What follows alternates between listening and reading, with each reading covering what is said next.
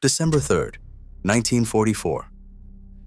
Dozens of captured Japanese soldiers, raised to expect torture and death in enemy hands, stepped into an American prisoner of war camp and tasted hamburgers and Coca-Cola for the first time. Nothing in their indoctrination prepared them for this moment. Within days, discipline problems dropped and loyalty began to crack. Why did a simple American meal trigger such deep psychological shock? And what happened to those who couldn't let go of the past? Barbed wire, floodlights, and the creak of boots on gravel set the scene for the first arrivals. The December air in Wisconsin cut through thin uniforms, amplifying every sound and smell. For Japanese soldiers stepping off the trucks, each moment felt unreal. Weeks earlier, their commanders had warned them to expect torture and to expect death. Now, instead, they faced the unfamiliar order of a United States Army camp. Inside the gates, the camp's routines unfolded with mechanical precision. Guards barked instructions in English, their words filtered through interpreters and the haze of exhaustion. The prisoners' eyes darted between the barracks and the mess hall, searching for signs of cruelty, waiting for the violence they had been promised. Instead, they found rows of bunks, clean bedding, and the distant aroma of frying beef, an odor so out of place it seemed like a trick. Every man carried the weight of the imperial rescript, memorized and recited since childhood. One commandment dominated thought: do not suffer the shame of being captured alive. That line, inked in passbooks and drilled in training yards, echoed louder than the camp's loudspeakers. Surrender was not just defeat, it was erasure. In schools and village ceremonies, banners declared, "Death in battle is glory." Parents and teachers sent sons off with warnings to make the emperor proud, never to return in disgrace. Manuals and textbooks, thick with Bushido slogans, insisted that capture by the enemy would bring endless dishonor to the soldier and to his entire family. Yet the reality behind the wire clashed with every lesson. The guards were distant, not sadistic. Meals arrived on schedule, if strange, and some prisoners eyed the food with suspicion, half believing it was poisoned. Others stared at their plates in silence, overwhelmed by the abundance. For men raised on stories of enemy barbarism, of torture, mutilation, and humiliation, the simple act of being handed a hamburger by an American cook felt like a violation of everything they had been taught. Underneath the surface calm, the doctrine still pulsed. Conversations in the barracks circled back to the same question: what would their families think? And would word of their surrender ever reach home? In private, some men rehearsed the slogans they had learned as boys, phrases like, "Better to die than become a prisoner." But the world outside those slogans had already begun to intrude. The shock was not just physical, but existential, a collision between propaganda and the evidence of their own senses. Even before the first bite, the psychological ground had started to shift. Tanaka's hands trembled as he stepped into the intake room. At just 23, he had survived the siege of Saipan, watched friends fall, and now faced the unimaginable. Capture. The American medic, a man with a clipped accent and a practiced calm, gestured for Tanaka to sit. He stripped to his waist as instructed, numb to the cold, expecting the worst. Instead of violence, he received a careful examination, pulse checked, wounds cleaned, a bandage wrapped with quiet efficiency. Delousing powder stung his skin, but it was the gentleness that unsettled him most.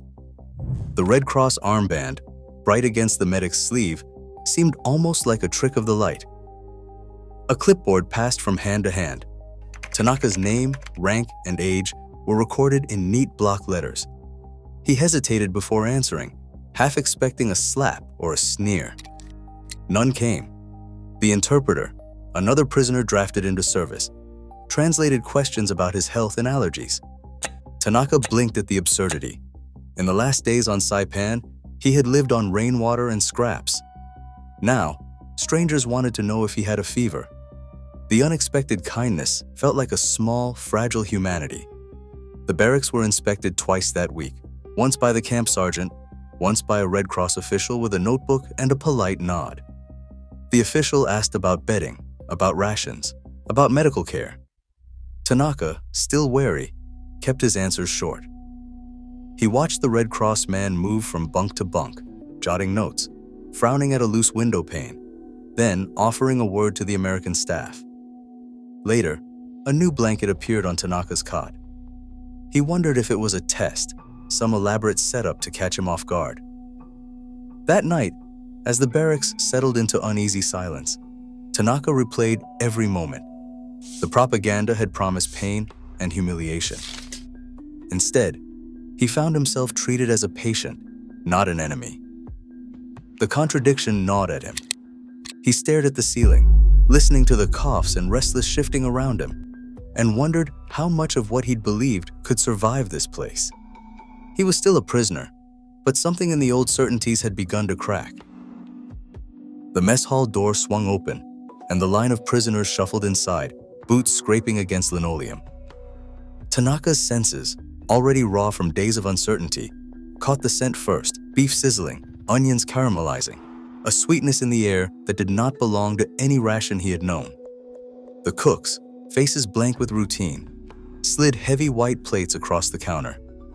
On each plate was a hamburger bun, a thick patty glistening with grease, a scoop of potatoes, and a bottle of Coca-Cola so cold it sweated in the December air.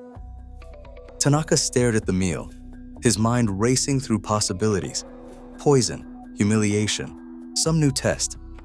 Around him, men hesitated, eyes flicking from the food to the guards and back. One prisoner whispered a prayer, another simply wept, shoulders shaking as he lifted the bun. The first bite was slow, almost ceremonial. Bread, soft and warm. Meat, richer than anything since childhood. The tang of ketchup, unfamiliar and sharp. A sip of soda, bubbles burning his tongue, sweetness blooming in his mouth.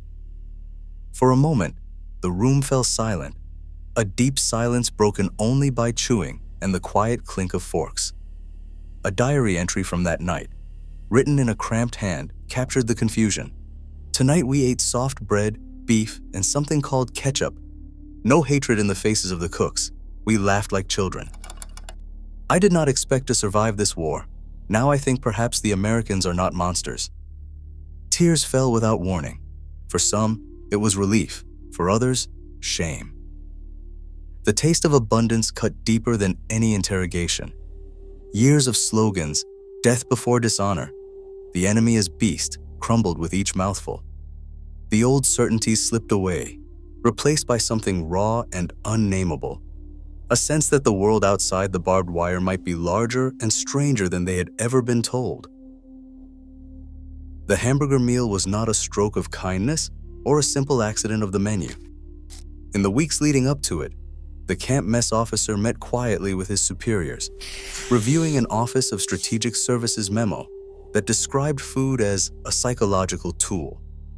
The memo, stamped confidential, suggested that American abundance could do what barbed wire could not: soften resistance, sow doubt, and even prompt cooperation. The mess officer, a career Army man from Ohio, weighed the ethics of the order. He knew the difference between feeding a man and using food as a weapon. Still, the directive was clear: serve them something unmistakably American, something that would linger in memory long after the taste faded. When the meal was served, guards watched closely, not for escape attempts, but for signs of change. In the days that followed, camp logs recorded a sharp drop in discipline problems. Fewer fights broke out in the barracks, and the number of sullen refusals to work fell off. Red Cross inspectors, returning for their weekly rounds, noted the new atmosphere in their reports: more laughter, less tension, and even requests from some prisoners to help in the kitchen. The numbers were not published, but the effect was visible enough for the War Department to circulate internal memos about morale events. Yet beneath the surface, the consequences rippled outward. Some prisoners, later called converts, began to distance themselves from the old slogans. They attended English classes, volunteered for work details, and wrote cautiously optimistic letters home, though most knew such words would be censored or destroyed. After the war, these men paid a steep price. In Japan, former POWs who admitted to taking part in camp life or enjoying American food were often branded as traitors. Families faced silent ostracism, and the word senju shikaku followed them for years. The meal that broke the ice in Wisconsin left a mark that would not fade, raising questions about the cost of using comfort as a tool of war, and whether kindness, when calculated, could ever be truly innocent. Cultural myths shape how we see the world and how we treat others. In every conflict, small human gestures can upend even the deepest fears. Today, as global tensions persist, the power of simple connection remains as vital as ever. What boundaries might break if we dared to share?